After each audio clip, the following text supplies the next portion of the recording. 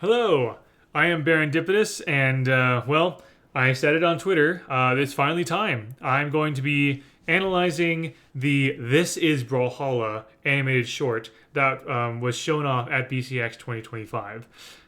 This animation is so special. It is probably, I think it is actually the longest Brawlhalla animation we have ever had. Because most trailers are maybe like less than a minute long, like 30 to 60 seconds long, right? But and let's see, there's also that big one, that big Brawlhalla 2020 trailer. If I can find it. Okay, yeah. So that one is a minute and a half, and this one is just under 2 minutes. So this one is even longer. And I know the animators have been working on this for months, and they're even working with another animation studio to work on this. So what we're going to do, just like many other trailer analyses, I've watched this several times, but I haven't been able to actually do a frame-by-frame analysis of all of the lore references.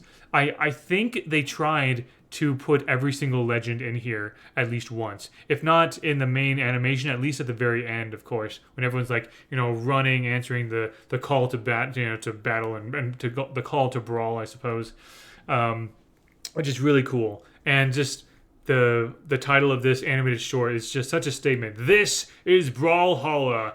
Here we are. This is what we are. And that is just, knowing what I know about how the lore is written and the flavor it gives to the world of Brawlhalla, this is just so perfect. And yeah, we're gonna get into this. But first, let's watch the whole thing in case you haven't seen it. But even if you have, it's worth watching again. And we'll check this out here.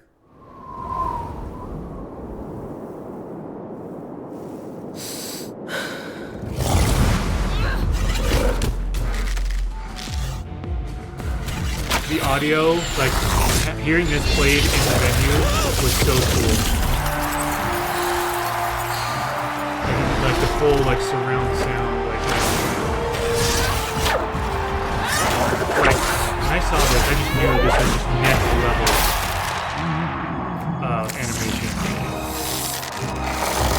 It was such an iconic rivalry too.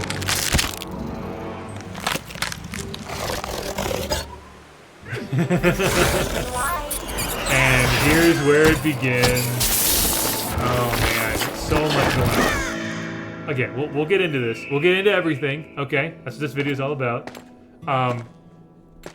Really happy about this. I'll explain why in a little bit.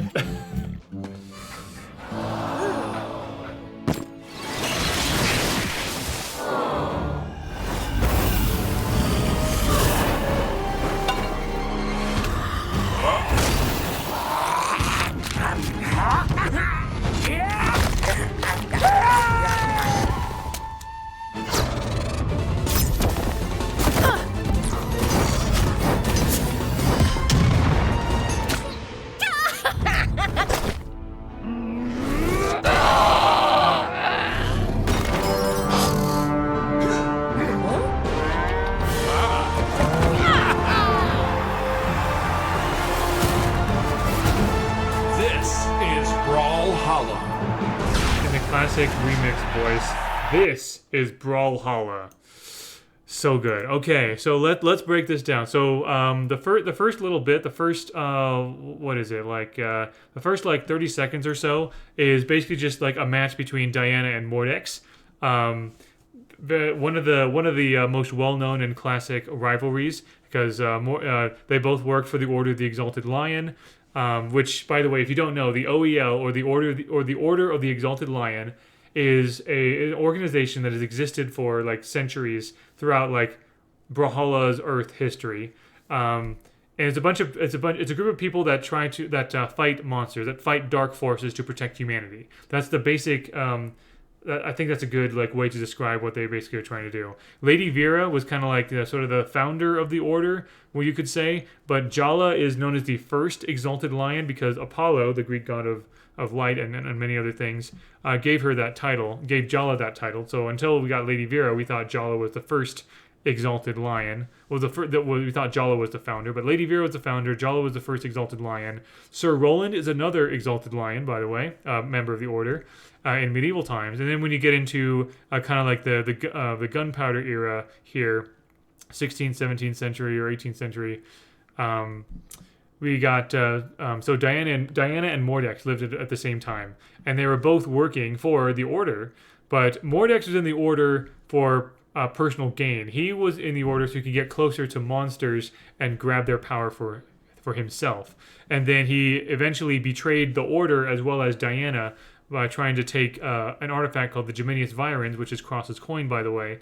And in the scuffle, Mordex dragged and like an unconscious or like, you know, like half awake, half unconscious Diana through the Feywild and into Helheim, into the shores of Nastrand in Helheim, and left her there for dead, basically. But Diana, all the dead were like trying to like, you know, try to fight Diana in Helheim, but she fought them off for 11 days straight until finally Hel herself, the queen of Helheim, kicked Diana out, and Diana was wandering around until a Valkyrie found Diana, and that's why Diana is in Brawlhalla. And of course, Mordex is also in Brawlhalla because a Valkyrie found him. I think it might have been Brynn actually, and thought that he was a great warrior and died in battle. So now they're both in Brawlhalla, and Diana is really upset about it. So that's pretty much, in a nutshell, the whole story behind Mordex and Diana. Let's see. I'm curious if there are any. Oh, that okay. I just noticed. So another thing about Mordex is, oh, that's so cool. Okay, another thing about Mordex is that he has ice powers. So Mordex was so Octavius Mordex was his full name, and he was a human. But one of the powers he got, so he got a scythe from a being called the Wraith of Darkmoor. He also got something called the Tome of Rituals.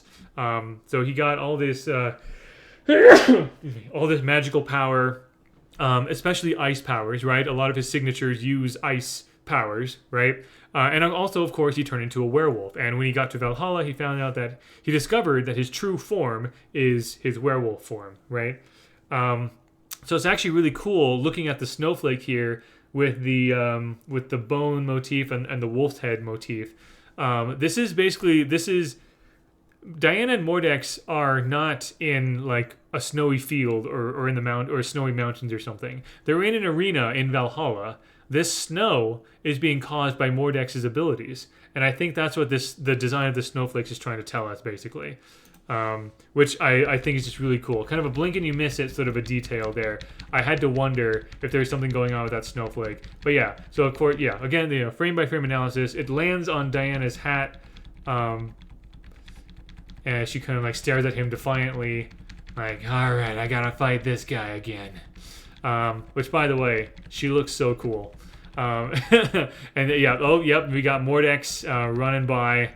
And I don't think Diana is scared here. I think she's just more like, you. She just really wants to get at him any chance she can, right? By the way, I did see someone cosplay as Diana, not in person, but like the cosplayer shared pictures. This is like years ago, like 5 or so years ago, and it was such a good cosplay. Probably a challenging cosplay to do because of everything involved with the clothing. But anyway, so yeah, she's taking aim, trying to fight Mordex among all this snow and everything. I do love Diana's look. It's such a cool classic Monster Hunter look. And Diana is a monster hunter, and now Mordex is a monster, so you know. And there's Mordex coming out of the frost, the frosty fog there, just biting the arrow. Oh, that's interesting. Another thing I love about the frame by frame analysis is not just to pick up all the references, but to just kind of see what little tricks the animators do to kind of like sell a moment, which I think is a lot of fun.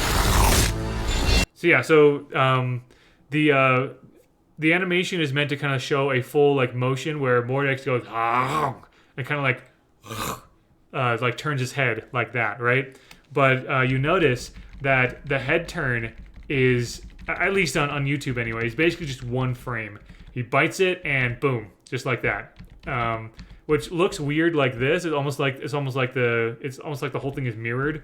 But when you actually watch the whole thing in context, it looks really cool, right? So anyway, but yeah, oh, so good. I love what the Brawlhalla animators do. But yeah, he's got his scythe, Cull is what it's called, and Cull, like Cull the Weak. Using ice powers, he's sending out an ice wave at Diana. Like one of his signatures. I forget exactly which one. I don't play Mordex very often. But yeah.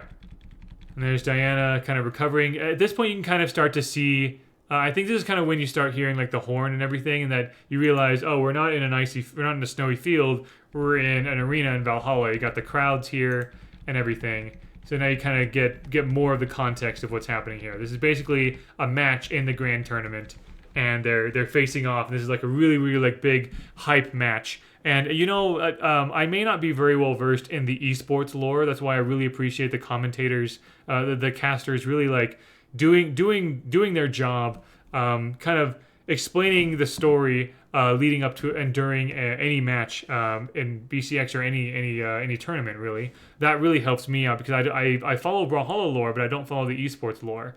I can only imagine what the casters in Valhalla are saying in a matchup like this. There's a lot of deep lore between the two of them, as I have already explained, right? So anyway, yeah, you can see like, you know, there's vague like banners, you know, and people and everything like that, right?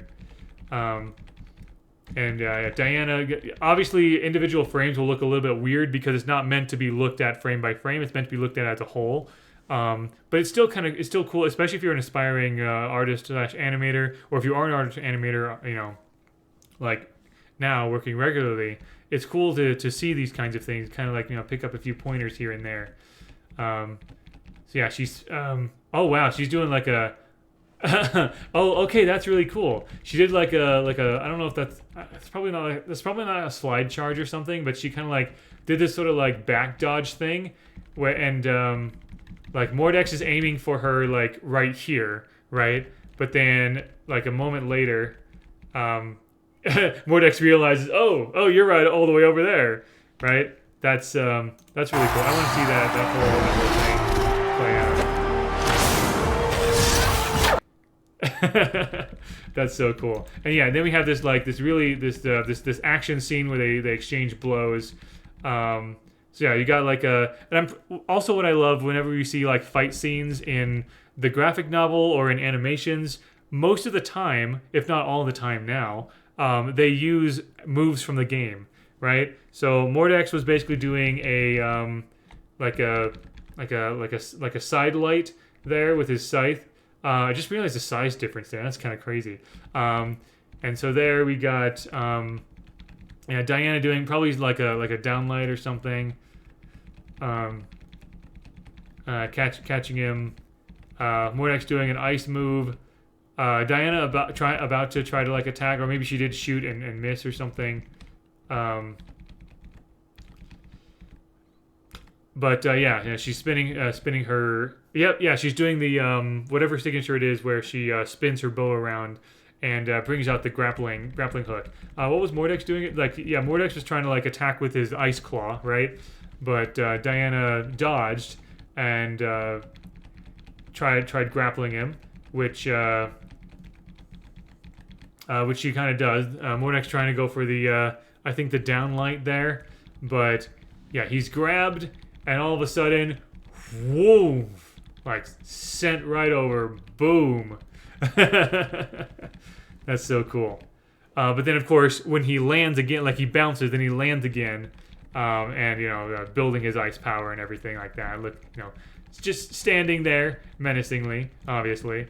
As we kind of like get to the end of this initial part. Yeah, he's called the Ravenous. He you know, he's like, all right, give it to me. I love the challenge and everything. And Diana's just like seething that Mordex is here in the Warriors Heaven. She has to deal with him. But yep, and they go at each other. Man, Mordex really does look terrifying here. Okay, now we start to get into where we get into all the really like cool references. Okay, it's taken us this long, and we have the transition over into the Great Hall, which, you know, it is the same Great Hall you see in the Great Hall map. I love that there's a bunch of like bruises and band-aids and everything after the match, which is a lot of fun. So yeah, Mordex being the dog that kind of like dog that he is, chewing on bones and everything. So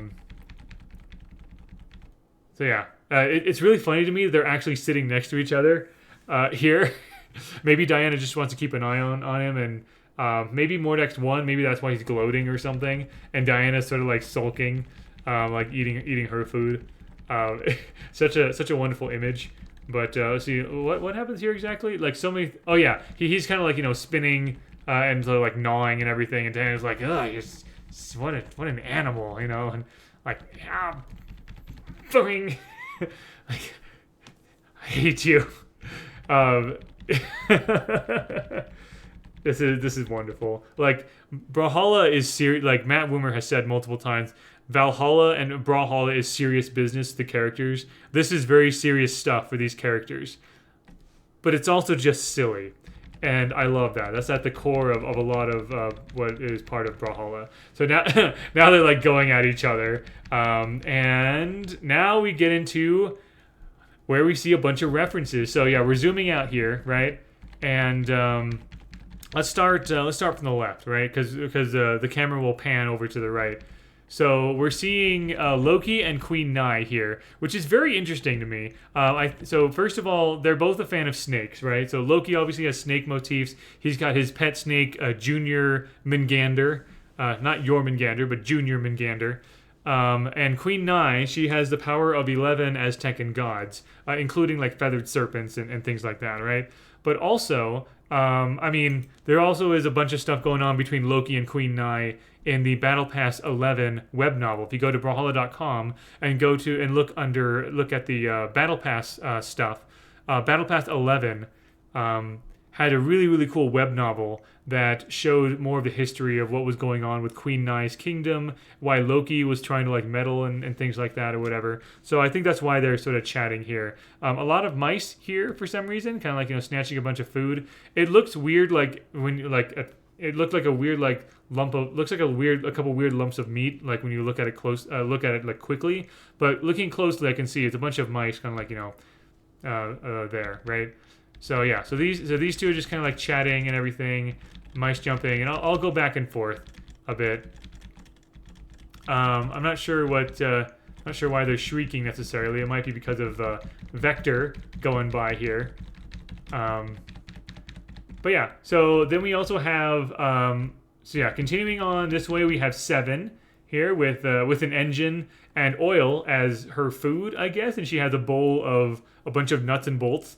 So does she eat that stuff? I don't know. I mean, it's like maintenance, right? So that's funny. We have Zol back here as like a still image along with Taros, which is cool. I love that Seven is like offering Lin Fei some of her nuts and bolts, and Lin Fei's like, no, thank you. But anyway, but then of course, Vector as well as the mouse leads our eye, and as well as the camera. All of that leads our eye more to the right. Here, and we see Asuri is really eyeing that mouse, right? Even in the beginning, we see Asuri's in the middle of kind of like licking her lips, right? And she has a ball of yarn. Oh my gosh, all the details are so delightful. It looks like the legends don't clean up after themselves. They just kind of leave their dishes there, and then maybe the sidekicks or maybe some golems or other people or other Asgardians clean up after them or something. This really is a warrior's heaven. Like you just come here, you duke it out for fun, or maybe not for fun if you're Mordex and Diana or whatever. You eat as much as you eat and drink as much as you want in the Great Hall. You don't even have to clean up after yourself. You just leave your stuff there.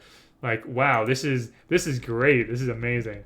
Anyway, so yeah, Asuri looking there, more food. We have Dusk and Yumiko back here, which is interesting. Yumiko is actually in her fox form, which is adorable. I love it. Why would they be sitting next to each other? Well, Yumiko has been to the Feywild before. She's had to deal with wolves from the Feywild, so there is that. Anyway, Asuri trying to go after the mouse. Yof.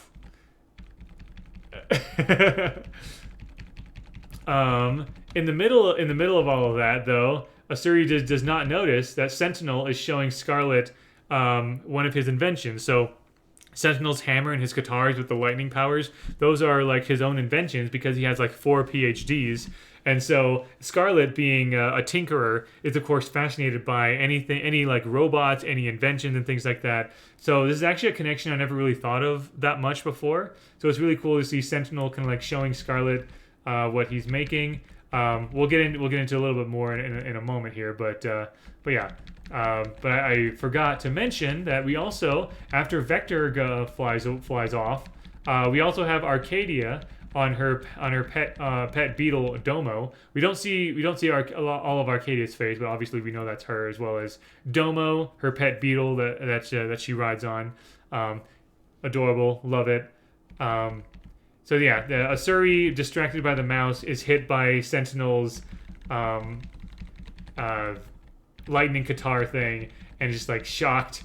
And the two of them are like, oh, oops. And anyway, I think this is probably the silliest we've ever seen Asuri, ever. Asuri is a very like seriously, like character and everything. But here we have well, actually, I mean, there are a few Asuri skins that play into the playful cat part of it. Continuing on back here, we have Ember back here, along with and Ragnar. So we've got a bunch of Fangwild representation here. Not sure what Ember is doing close to Dusk, because Dusk, and so Ember and Ragnar do not like Dusk. They see Dusk as a betrayer, essentially. But yeah, so these two look a little concerned, but okay. But I guess because they can't die in Brawlhalla is the thing. So they're so even if something like this happens, they're like, oh, oops, sorry about that, and just kind of move on. Amugi is here. That's really cool. Is there anyone else between Yumiko and Ember that we're missing? I don't think so. Sentinel doesn't move. I think we really do just have maybe Ember's kind of like staring at Dusk there. Amugi and Ragnar. Okay, they're both dragons technically. So Ragnar's a dragon, and Amugi is a dragon turtle. It's just that we usually see him in his turtle form, but he is definitely a powerful like dragon turtle kind of a creature. Moving on here, we have Core in the foreground. This is the very first time we've ever seen Core eating. So that's how Core eats apparently. He eats rocks, so we know that now, and he just kind of puts it there between his head and his body. And that's his mouth, I guess? No idea how that works. But Dusk built the golems. I'm not going to question Dark Elf logic here. There is, speaking of golems, there's also Onyx the Gargoyle hanging out back here as well. And right before Moonin and Hugin fly by, we get a couple of other characters here. Trying to get a good view here. Yeah, so we have Ransom and Lord Brax. We have a couple of villains hanging out here. A couple of villains who are full of themselves. I also noticed that Ransom is kind of like smiling and like hanging out with this little dog. I think this is Boomer, the sidekick corgi dog Boomer or whatever. And then Brax on his chair. And of course we have Moonin followed by her sister Hugin. Which is really cool. And that's a really lovely transition over to the parking lot, which I just noticed is right next to the Great Hall right here. This parking lot is insane. Like all the references. Let's try to go from left to right again. Let's see, and I might not be able to catch all the references either. So we have, so this right here, I'm pretty sure this is the serpent creature from the KO effect from Battle Pass 3. The Jotun, the winter giant Norse mythology Battle Pass. I'm pretty sure that's what that is. Swallowing a big pearl or something like that. I wish I could zoom in on some of these. I think so. This wolf, I think that might be Ember's wolf, Ash. A couple of these cars, I don't know. I mean, we just have a bunch of cars from different time periods, right? It's not 100% clear whose car is whose necessarily. I could maybe Vivi drives a car like this because she's from the 70s. Maybe Cross or maybe Cross drives a car like that. That might be a little bit too old for that or something. I could see Cassidy potentially having a cart. Well, there's a couple of bicycles there. This mech thing right here looks like it belongs to Olgrim, maybe. We have the T-Rex from the T-Rect KO effect. Like Matt Woomer said in the graphic novel panel, the T-Rex is kind of its own character now.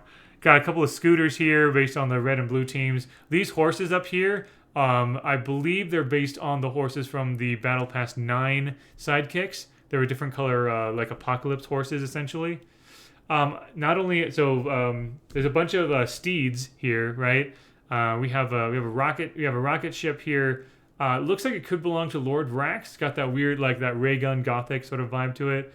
Also, Lord Vrax would park in handicap. This carriage here, not sure whose that would be and why they would park in handicap parking. It could be Volkov, maybe? I mean, he did take out his own heart, so I don't know. I don't think that qualifies him for... oops, oh gosh, what am I doing? I don't think that qualifies him for handicap, but anyway, we got this star from Fate, right? It made me think of Kirby, but that's Fate's like star that she transports on. I'm guessing this car is Barraza's. It very much looks like a Barraza car. This spider probably belongs to Scarlet. It's got Scarlet's colors, and she's very much a tinkerer, so, there's that. Here is Blue. This is Kaya's pet mammoth, at least the spirit of Kaya's pet mammoth. I can't tell what this is. I'm having a hard time seeing what that is exactly. Anyway, maybe someone can help me out in the comments there. I'm noticing that there's this sidekick who's basically like a parking officer, giving a bunch of citations for this rock. Is that Coors rock? I'm not sure, but there's a bunch of like parking citations. It's like double parked. I think it's like taking up more than one space there. But speaking of taking up more than one space, Red Raptor's mech Garuda is like, what would you even call that? Like septuple, like octuple parked or whatever. Like taking up so many spaces, pushing some cars away. Red Raptor's motorcycle is right there as well. Let's see what else we got. We have this is adorable. Okay, so we have Bryn's Pegasus steed, Midnight, I think is his name, is her name, and right next to Nyx's skeletal dragon horse, Lucy. Wait, no, this right here, this horse is Bryn's horse, and this is Nyx's horse. These two right here, they are next to, and I'm not sure what this darker one would be. Maybe it's just a dark horse, like the comic book publisher. And then we have this horse right here. That might be from the Apocalypse Battle Pass as well. And then this smashed up go-kart. I can't really tell exactly what that's from. That could be from like these could be references to other like Battle Pass items perhaps. I'm not sure what's going on here. Oh, this is a cannon. This is probably the cannon from this ship right here. This must be Sidra's ship because the Kraken is trying to like grab it, trying to search for Sidra, right? We have Seven's crab tank right here as well. So, and I wish I could zoom in on here because you can probably also see a bunch of legends there as well. Am I able to? Okay. I mean, yeah, I can kind of see like Thatch and Mako right there. I don't know if that's Lord Brax or not. You can kind of see some characters that we've seen before already. That might be so. Okay, here we go. There's Mordex and Diana right there. Oh, I'm so sorry. Yeah, what am I doing? Okay. So yeah, I forgot that this was zoomed in. Sorry about that. Okay, so we have Mordex and Diana, right? Oh, you can't see my... Here we go. You can see Mordex and Diana right here. Oh gosh, you couldn't see my cursor this whole time. Wow. Okay. Quick recap here. The KO effect from Battle. Oh man. Yeah. If I can try to. Here we go. The KO effect from Battle Pass Season 3. Sidekicks from Battle Pass Season 9. The Apocalypse. This one, Apocalypse Battle Pass. This could be maybe Volkov. In the handicap spot, I'm not entirely sure why. Maybe because he kind of took his own heart out or something. This could be Vivi's car. I noticed this is like some kind of cloud or something. Maybe that's Hattori's. Maybe Ember's Wolf Ash. This ox and cart could belong to Cassidy. I've got a couple of bicycles as well. Maybe Olgrim's mech got the T-Rex from the T-Rex KO effect. There's a red and blue scooter down here, probably just referring to red and blue team. Barraza car, Fate Star, probably Core's Rock, Scarlet Spider, Kaya's Mammoth Blue, probably Lord Brax's Starship. Not sure exactly what this thing is. Red Raptor's mech, Garuda. Let me move this over as well. There we go. Along with Red Raptor's motorcycle, we have some kind of Dark Horse Pegasus thing, but we have Lucy and Midnight, Nyx's steed and Bryn's steed right next to each other. Some other kind of like, horse thing. Could be another like sidekick from a Battle Pass, maybe Battle Pass 9. A go-kart thing, a mashed up go-kart could be a reference to, I don't know, maybe an emote or something. There's you can't quite see here, but there's a cannon with a cannonball right below that. Sidra's ship, my camera is kind of hiding Sidra's ship with the tentacles. Seven's crab tank, and there's that. And now I've been kind of looking up here, and I see Diana and Mordex right here. So that would mean Loki and Queen Nai are there, and I think maybe like Asuri and like Sentinel and Scarlet were hanging out right here, perhaps. Oh wait, no. Here we go. The Asuri, Sentinel, and Scarlet. Core right here. That could be Nyx there. I'm having a hard time with a lot of this. If I had a high resolution like image of this, that would be awesome. But I mean, I also know this is not like hugely important, but it would be cool to try to find as many references as possible. Yeah, Thatch and Mako. I'm pretty confident in that, and probably some sidekicks and other things here and there. That could be Onyx there. Amugi and Ragnir maybe. Anyway, all these little details, they exist. They are there, and I love that. That's fantastic. Anyway, moving on. If I can, yep, there we go. All right. So yeah, so we're seeing this really awesome parking lot with all of these references galore. I'm probably missing some. Those are all the ones that I can find right now. We see a shadow, and that approaching, kind of like Wild West style, spaghetti western style. And it turns out that shadow is Cassidy on a cougar with a bunch of cowboy boots. This is, okay, I said I was really excited about this this right here. This is the first ever appearance of Cassidy's pet cougar, Boots. So Cassidy is carrying, well, first of all, Cassidy is carrying cupcakes.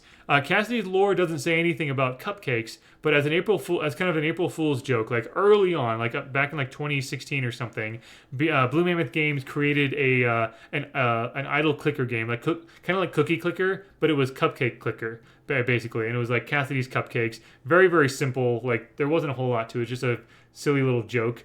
But now it's kind of been established that Cassidy bakes cupcakes. And actually, okay, Cassidy does have a cupcake skin in the game as well. So that's where this comes from. And I think, so that skin came first, and then the joke, the Cassidy's Cupcakes idle clicker thing came later, and it just kind of became its own thing. So I do always say that all of Brawlhalla lore is in the in the game in the Meet the Legends tab or brawlhalla.com/legends.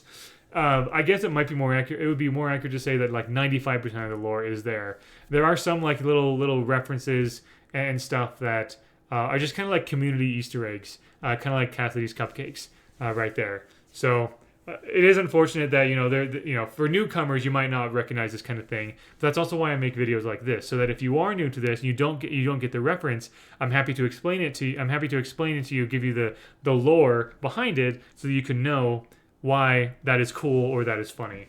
So we have Cassidy looking very serious, delivering some cupcakes to all the legends, right? And she is riding her pet cougar, and this cougar's name is indeed Boots. And the cougar just looks so derpy, right?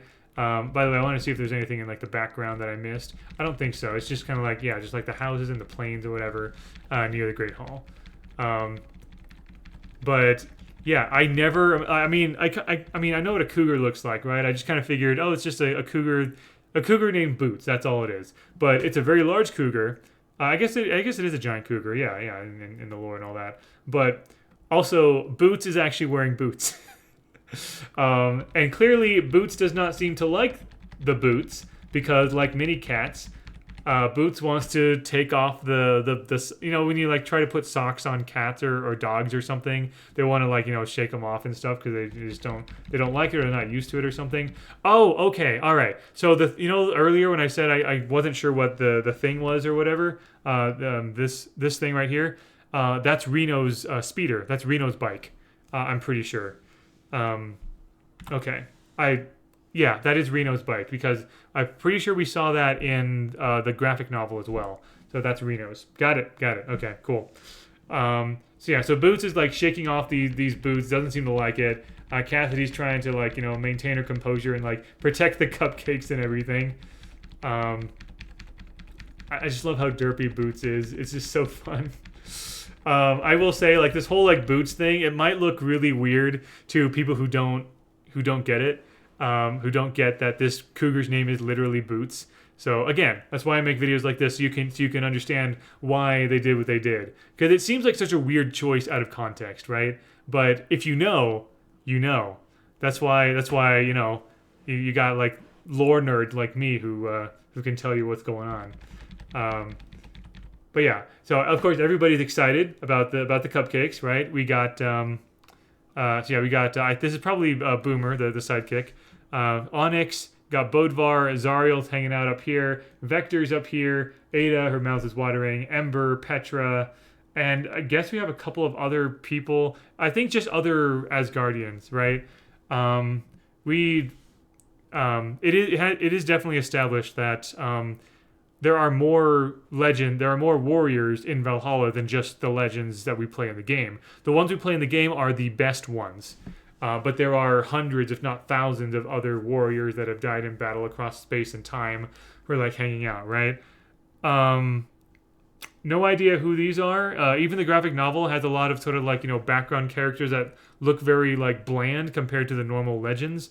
I think just kind of to fill up space, to show that it's not just these legends in the game, but the legends in the game are like the best ones, right? But anyway, so we got, the designs of some of these characters are interesting. This guy here kind of reminds me of me a little bit, if I'm being honest. I don't have red hair, but like the shape of the face and the fact that he's got like these pauldrons or epaulette things on his shoulders it looks pretty cool. And then this looks like a mix between Jala and Thea a little bit, with like the hairstyle and the clothes and all that. I am also noticing that Chell is back here, sitting back here. I don't know why she's not excited about cupcakes, but whatever. There's also this figure here in a cloak, almost like a Jawa from Star Wars. But yeah, so Cassidy is showing off the cupcakes. Everyone like Petra is excited. Bodvar's like, I don't know if he's excited or not. But yeah, Ada's definitely excited. Ember's looking pretty happy. Zariel's not the kind of character to like smile. Zariel's like but like the end of Zariel's lore says that like the vibe of Brawlhalla, like spending time in Brawlhalla, it's starting to give way to fun, which is I guess that's not a concept where Zariel's from. I don't know, but I guess Zariel's just like been acclimating themselves to Brawlhalla. I noticed, so there's probably Tezca and Chell here. I'm noticing this leg right here, right? So anyway, Cassidy gets off of Boots, showing off the cupcakes, like, yeah, I made cupcakes for everybody. Then of course we got a fight cloud that goes through, fighting for all the cupcakes, and until there's one left. Classic cartoon shenanigans. I love it. And now everyone's just like determined or angry, like, I want that cupcake, man. Like, look at Onyx, look at this guy, Bodvar, even Boomer down here. Zariel looks serious again. Vector, Vector was only in plain mode, but now we have Vector's head popping up, like, huh? Okay, now it's serious. And everybody else is just like looking at this thing like, I want that cupcake. I guess they're really that good. I don't know. But this is where they all start fighting for the cupcake. And then we see some energy building up back here, right? I love that it's Cross, like summoning the demon powers from his coin. It's really cool that they, oh gosh, that's so cool. So like Cross's shadow looks like a demon, right? So you have that sort of like horned face, like persona thing. So, and you can see it right there, the transition into Cross. Like even these individual frames are done so well. Like just the little details with the arms and the face and everything. That's so cool. Anyway, I love that he kind of has a spot here because of course he is, one of the main antagonists in the graphic novel. But yeah, so we have a little bit of like, maybe not smear frame, but like double frames here to kind of like show like fast motion. Sending out the Demon Claw to grab the cupcake. We of course can see the other perspective, Ember, Ada, Boomer, and Onyx. And Boots and Cassidy looking terrified. Like, and then tried to swipe the cupcake, apparently missed somehow, and it lands on a platter on the table. And so now here we see Koji is like watching it, like ready, like waiting for his moment, right? So then he pounces, he runs up, as Cross tries to grab it. Koji does his, is it like bow down sig or whatever without the bow, where he like steps on a wooden plank to make something, do like a seesaw effect or something. Yeah, just like that. That the bending of the wooden plank, boing, just like that. It like slams against the demon hand and against the cupcake. So Koji unfortunately loses it. Hilarious moment right here where Azaz is like, "It's all mine, yeah," but of course he's a skeleton. It just goes right through him. Like, what? Ah, oh, man, come on! I like to imagine him in like in a Skeletor voice. All right, Cupcake bounces down. Thatch and Mako both dive for it. If you didn't know, Thatch may be a crazy pirate, like pirate madman guy, but he actually used to be Poseidon. When Atlantis sunk under the sea, Mako was there. By the way, Mako is one of Poseidon's many like monstrous children. But Zeus struck Poseidon with a lightning bolt and turned him into the madman that he is. So Thatch is the father of Mako because Thatch is Poseidon. So that's a fun lore connection there. So yeah, a cloud of smoke appears, and unfortunately, we just have Mako chewing on Thatch's arm. Ah! So some daddy-daughter time right there. But it was Hattori with her smoking ninja tricks who grabbed the cupcake, and it looks like she's the final victor for now. But unfortunately, Val sweeps in. Really cool effects right here, right? Val sweeps in, and we got these two swordswomen trying to go for this cupcake. Although Val is an android, she's a killer robot, so I'm not sure. Maybe she's advanced enough that she could eat a cupcake, but Hattori's like, oh no, you don't. And so then she does her smoke trick, and they go back and forth, some really cool like sword clashes and everything, the red and the blue, really cool animations here. Cling cling, with the demon magic that Hattori has, with the techno like speed that Val has, until finally, they kind of, an explosion sort of happens, and the cupcake falls onto Lucian's head, and Petra's kind of there, but she's like, "Oh, this is hilarious." And Lucian just seems like a no-nonsense kind of guy. He's like, "Oh, here you go." Yeah. And of course, Petra has a short temper because her arm, if you couldn't tell, she has a purple and red arm. Her left arm, that's infected with Darkheart. Darkheart is this very unique like volatile like ore that originates from a place called Terminus, and it's a very powerful resource, but it's also basically cosmic contraband. And anyone who tries to like control Darkheart, the Darkheart often controls you. Like it often takes you over. It transforms you and things like that. I'll talk more about Darkheart when I go into the new Legend trailer. But Petra is perhaps the only mortal that we're aware of who can actually control a bit of Darkheart. So it kind of takes over her arm a little bit, but it hasn't gone past her elbow. She is in control of it, and she's able to, but she also has a very short fuse. She has a very short temper. So she's crackling with energy and everything, and of course it explodes. Just like her splash art. Lucian's, of course, scared, and runs off like, nope. And Petra chases after him. Okay, now we get a lot more characters here, which is really cool, really fun. So we got Sentinel here.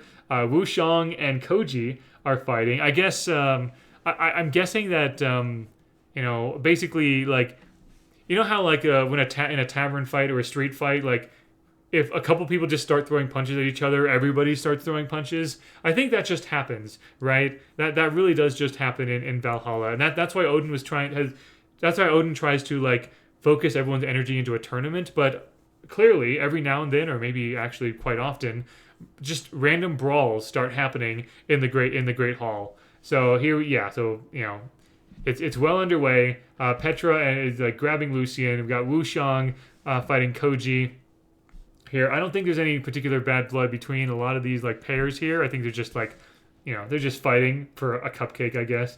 Yeah, Sentinel, Wushang, Koji, Petra and Lucian. We got Isaiah and Yumiko. Isaiah definitely has had to deal with a lot of different like demons and supernatural creatures. We have Zol and whoever this guy is. He doesn't have the shoulder things anymore, but he looks very similar to the other orange-haired guy from earlier. We also got Ragnir chatting with Priya. So it's cool. This is our first time seeing Priya in a trailer outside of her own trailer. So that's pretty cool. I'm not sure who this guy is here. We don't see his face, I don't think. So yeah, that's the crash from Lucian and Petra. So then a horn plays again. It's kind of like, how a horn plays when you're about to start a match. So just like in the 2020 animated trailer, everyone answers the call of the horn, and that's like the call to like start this is where a brawl is happening, guys. And so this kind of like calls everyone's attention. So he kind of like is reminiscent a little bit of Bodvar, so maybe he's like a Viking or something. I'm not sure, but everyone notices the horn sound and everything. Artemis and Orion fighting as always, like all the time, and they also hear it. Tezca and Chell, they have a bit of a they're siblings, but they also have a bit of a rivalry going on as well. I think theirs is more of a friendly rivalry because they're both luchadors. Although I think it was a little bit worse when they were alive, but I think now it's more friendly. They hear the horn as well. Okay, Thor and Bodvar. Bodvar is so happy to be in Brawlhalla, and it is canon in the lore that Thor and Bodvar love to like spar together. So they're best buds. Bodvar is best buds with Thor. He's also really good friends with Heimdall. He's just living the dream, right? And then we also have Hugin and Moonin like pecking at Taros. I can't think of any like lore reason why they would be. This could just be a reference to how birds you know, the birds that land on like bison or bull or buffalo or something like that, or bulls, and they kind of like pick at the hairs for like various like bugs and things like that. That might be it. I got some silly smear frames here for Hugin and Moonin. But I guess that's how they're ganging up on Taros. But yeah, so I guess Bodvar just punched Thor, but you know it's all fun, right? Yeah, so you got Taros is running. We got Arcadia and Domo. King Zuva, we haven't really seen, like, he's also like pretty new, right? We haven't really seen him at all, which is really awesome. Kaya, we saw her Mammoth Blue earlier. Wow, we're also seeing like, so as far as like heights go, like the sizes between legends, it's not always consistent. I imagine that maybe as more media is made, they might make it more and more consistent over time. But it makes sense that Kaya is very short because she's basically like a teenager. Like, sure, all these legends have been in Valhalla for like maybe decades or centuries or something, but they all kind of retain their their state essentially. They're kind of like where their best fighting shape is kind of the way they are. So Kaya perpetually like a teenager basically.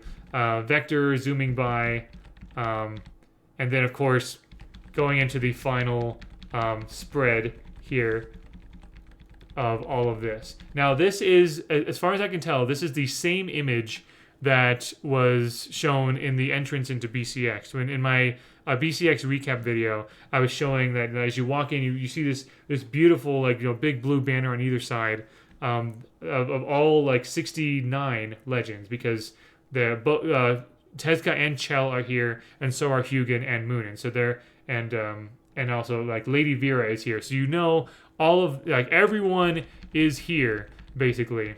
I see that there's also layers to this as well.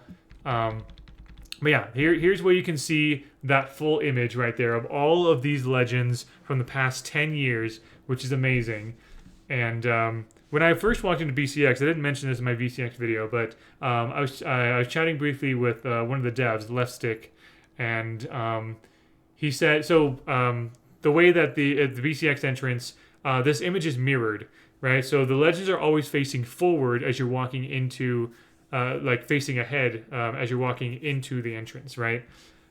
So the image is mirrored on either side. So the question becomes, which side is lore accurate? Because one weird little quirk of Brawlhalla is that when a legend turns their head, at least before, I think they fixed it more recently, but when a legend turns their head, it's just the head image mirrored, right? But that becomes a bit of a problem for a couple of legends. For example, Red Raptor here, only one side of his face has the crack on the helmet, and the other side doesn't.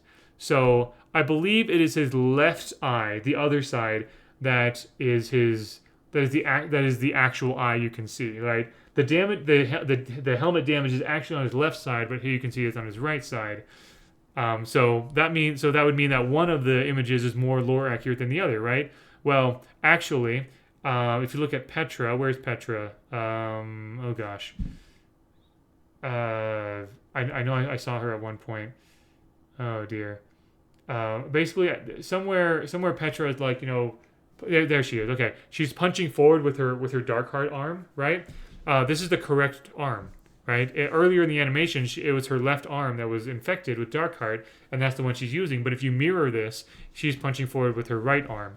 And actually, I didn't think about this until now, but Jae Yun, one of his eyes is shut because of a wound, because of a cat claw or whatever from when he was alive. And I guess he kept that wound. I don't know, but I think the way it's supposed to be is that his left eye is the one that's closed with the scar, and that's correct here. But if it's mirrored, then of course it's incorrect. So if you want to care about 100% lore accuracy, neither one of the versions of this are 100% lore accurate. But I mean, I don't care, right? Everyone is here. That's what matters. And this is Brawlhalla. I don't think I have too much to say about this particular spread. It's just beautiful to look at. Everyone's just like rushing. You can point out a couple of fun things, like Caspian, just chilling. Scarlet is sipping tea on her lance. Rax is on his chair, and so forth. Again, relative size is hard because you know there's a wide distance between like Core up here and Scarlet back here, right? But it's just so cool that we have this with the first 67 legends, technically 69 if you count Chell and Hugin. So yeah, I said this video would be 30 to 45 minutes long. It turns out to be 55 minutes long. That's just how it is. And that I think that should also be a testament to just how many references that they put in this trailer, right? At the celebration of 10 years of Brawlhalla. This is Brawlhalla, right? The one in 2020 was a celebration of 5 years. This is bigger and better. Who knows what they'll do for 15 years? I don't even know.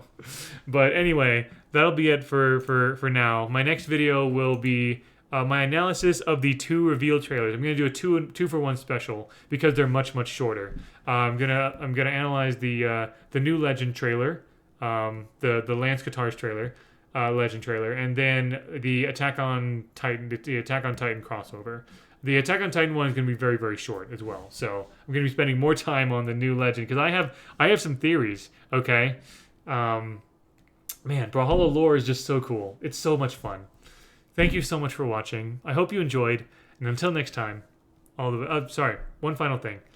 If you think I've missed anything, or if you noticed anything I haven't, let me know in the comments. I really want to know. I always want to try to know everything that has to do with Brawlhalla lore. So, all right, now. Thank you very much for watching. Hope you enjoyed. And until next time, all the best.